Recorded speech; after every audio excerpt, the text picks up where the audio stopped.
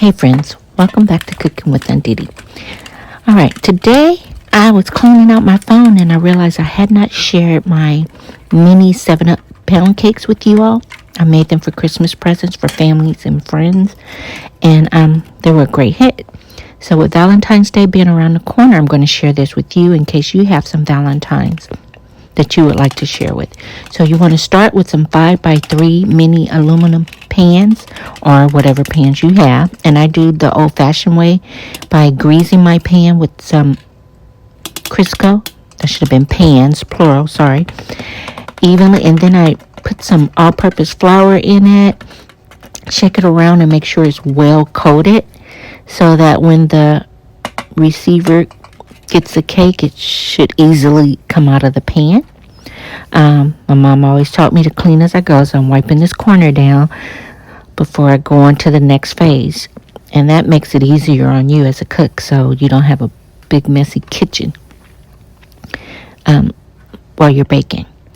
Alright, counter's clean. I want to start with the butter in my mixer, and you want to make sure it's softened. Not where it's melted at all, but softened, so that way it will easily whip. And I let my butter whip for about 3 to 5 minutes before I add the sugar. You want to scrape down on the sides. Now I'm adding the sugar. If you look on 7-Up main webpage, they actually have a recipe, and this one is close to it but not exactly. Okay, so I will put my recipe down in the description for you. You want to periodically stop and scrape down the sides. If you have a mixer such as this one, mine is an off-brand, but hey, it's worked perfectly for me. But I notice at the bottom sometime, if I don't scrape down, you'll have unmixed ingredients at the bottom. So be sure and scrape down. I let my butter and sugar whisk for a good 7 minutes, sometimes more. That makes it nice and fluffy. I found that if I don't let it mix for a while, then my cake will be heavy. So I encourage you to allow at least 7 to 8 minutes, even 10 if you have it, okay? Alright, this looks good. I'm going to scrape again one final time, scraping along the sides and the bottom, bringing it together in the center of this bowl.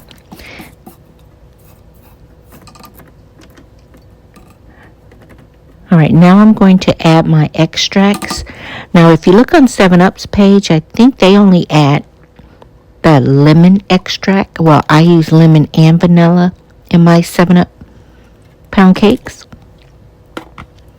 So I'm adding about 2 teaspoons of each, and then I'm going to cut a fresh lemon and squeeze 1/2 lemon into this batter.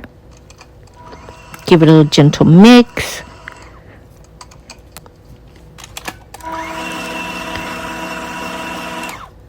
Alright, now I'm going to mix my flours together. If you look at my recipe in the description, I use all-purpose flour and cake flour, and I use a fork just to work through it. It's almost the same as sifting it.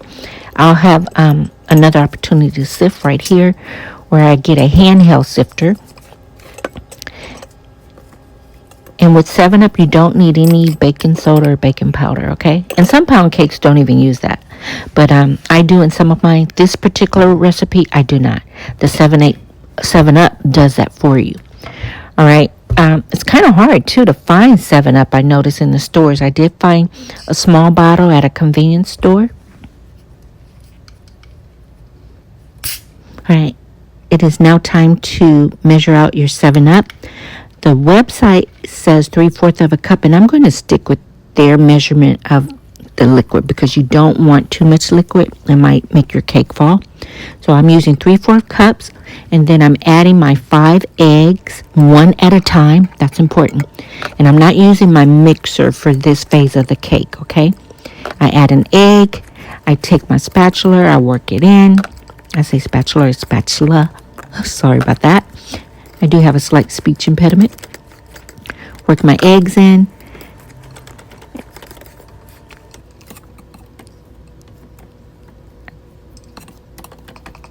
And now I'm adding about a 1/3 cup of the flour mixture. Work it in with my spatula again.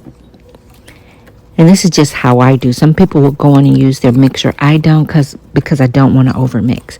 So I add a 1/3 cup of the flour, work it in with the spatula, a 1/3 cup of the 7-Up, work it in with the flour, 1/3 cup with the flour.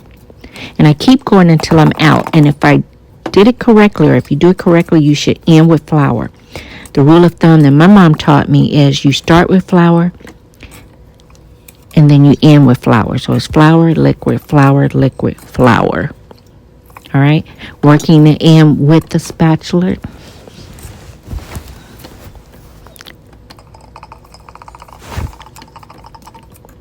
All right, I'm going to speed this up for you just a little bit.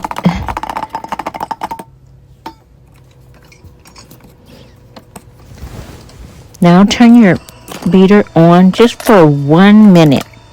Give it a good mix so that everything is well incorporated into your mixture. Take your spatula, scrape down the sides. Give it a good mix. Make sure everything is well incorporated. Like I said, with that stand mixture, sometimes the bottom doesn't mix in. So this is when I take my time and I make sure everything is well incorporated all around and at the bottom of the pan. Now I'm ready to spoon in my batter into my mini pans. And I really don't measure. I just use a large spoon. I fill it up halfway. That's important. Do not fill it up all the way to the brim, or you're going to have a major bump at the top of your pans, and it might overflow. So I fill it up about 1/2 to 3/4. You can look at the pans. Like I said, I don't measure, but I leave room for my cake batter to expand as it bakes. Tapping it on the counter each time that gets out any bubbles. And these will make perfect Valentine's gifts. Like I said, I was looking through my phone, and this is from Christmas, and my friends and family love their cakes. They said I should have added 2 in their gift box, but I had other treats to go with it. All right, now that it's ready, I'm placing it on my mom's old cookie sheet. It's well loved. I don't want to clean it up because it reminds me of my mom. I baked them for 25 to 30 minutes for 350. I poked inside with the toothpick. They came out clean, and I'm letting them cool for 25-30 minutes. One of them I did place some pecans on top just to see what it tastes like, and look at that crumb. Oh my God, it's so tender and it tastes so good. Now unfortunately I ran out of battery time and could not show you the glaze process, but it's very easy. I followed the recipe on 7-Up webpage, and I have it listed in the description for you. So you take your glaze, once your cakes have cooled off for about 30 minutes, you want to make sure it's cool, and drizzle them on top with the glaze. And these pans I actually found at Dollar Tree. I put them in boxes with some homemade peanut brittle and homemade chocolate chip pecan cookies and wrapped them. And like I said, this would be perfect for Valentine's Day. I hope you enjoyed this video. Hit me up in the comments and let me know what did you think about this.